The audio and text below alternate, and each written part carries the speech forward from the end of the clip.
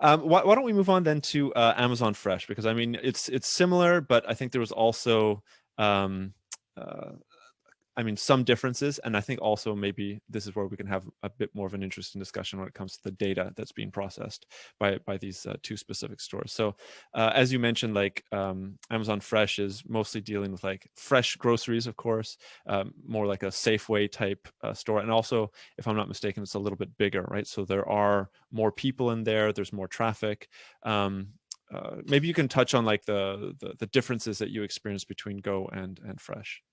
Yeah, absolutely. So Amazon Go and Amazon Fresh are very different. Again, a very easy way to think of it is Go is like your 7-Eleven, Fresh is like your Safeway. Mm-hmm. So Amazon Fresh was actually very large. I mean, it was pretty much the same size as not quite the same size as a Safeway, but it might as well be. I mean, Yeah, it's a yeah. standard size grocery store. And what's really interesting about Fresh, Mark, is that people think that like, oh, at Amazon Fresh, it's automated and you don't see any workers. It was the opposite. I Mm-hmm. actually saw way, way, way more workers than I've ever seen in a grocery store at Amazon Fresh. Hmm. Why is that? Because they were fulfilling online orders. Right. So the key with Amazon Fresh is that it's not just a store for the local neighborhood, it's a fulfillment center for the local neighborhood. Mm-hmm. And the idea here, it was really fascinating the way they integrated technology. So I'll just do a walkthrough of what it's Yeah, like to go please. to Amazon Fresh store. So you walk in, there is an option for a smart cart and a regular cart. I don't want to call it a dumb cart, but just a standard, old school shopping Traditional. cart. Yeah, yeah. Yeah. But obviously, I went with the smart cart, and so to unlock the smart cart again, you use the Amazon app to connect it, and then you're good to go. So it recognizes that this cart belongs to Upton. Anything that goes inside the cart is going to be charged to Upton's Mm-hmm, account. mm-hmm. And that's it. So basically I started walking around the store and it was just fascinating. It was like a game for me. So I put in like some flowers, even flowers, it recognized you just put it in the cart and then you hear this little sound. And then there's a tablet on the front of your cart. Mm-hmm. So there's a tablet that says, okay, these are flowers, these are 19.99, and that's it. And then you just walk around the store.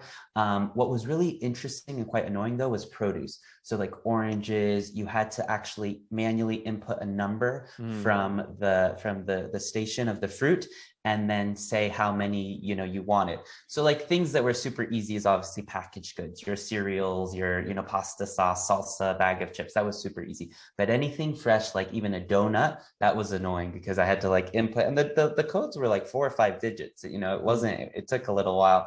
So you would have to input the numbers and things like that. So it really, and I asked this question in my video where I reported on it. I'm like, I don't feel like I'm saving much time. This is actually quite annoying. Right, um, right.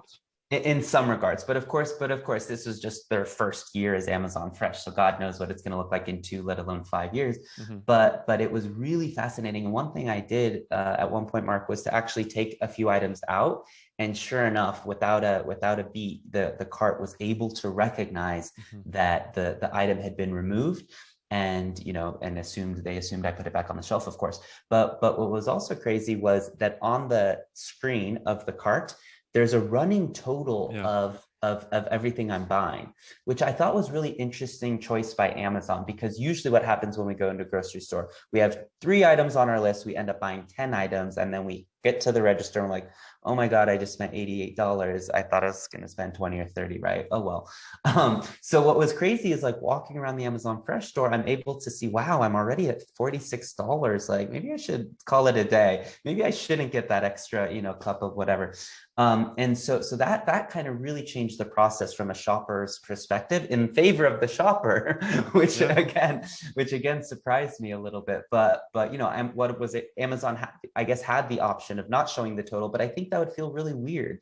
That would feel really weird because I would look at my screen and say, well, wait a minute, what's in here, right? I mean, they could show me all the items and then kind of block the price tags, but I think that would feel quite unnerving because every time we see screens and receipts, Yeah. we're used to seeing the item with the price.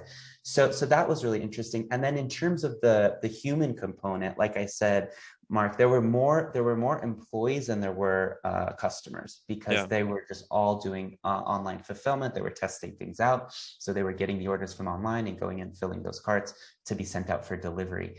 and that was quite fascinating. In some ways, I felt like I was in an Amazon warehouse and I wasn't supposed to be there.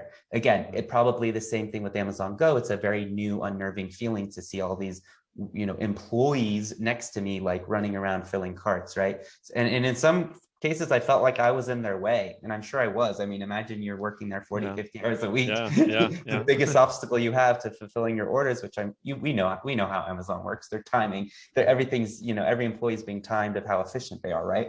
So the biggest obstacle is the customer. The customer is not someone they want to greet and smile at and help with their purchases. They want to say, Yeah. get out of my freaking way.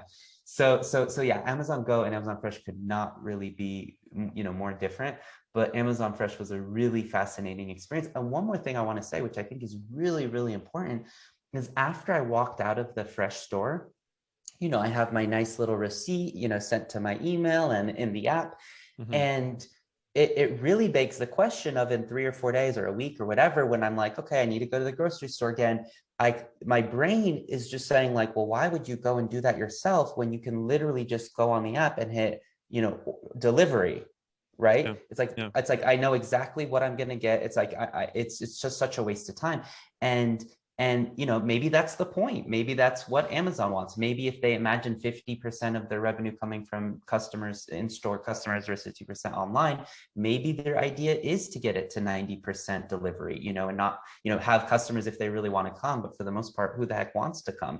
Because I've done through a lot of people like to say, I couldn't order my groceries online. I want to see it, touch it, smell it, see where it's coming from. But after a couple of times of doing that, it's, more or less the Hmm. same.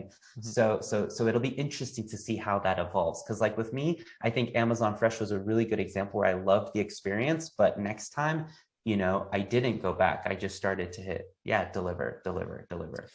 That's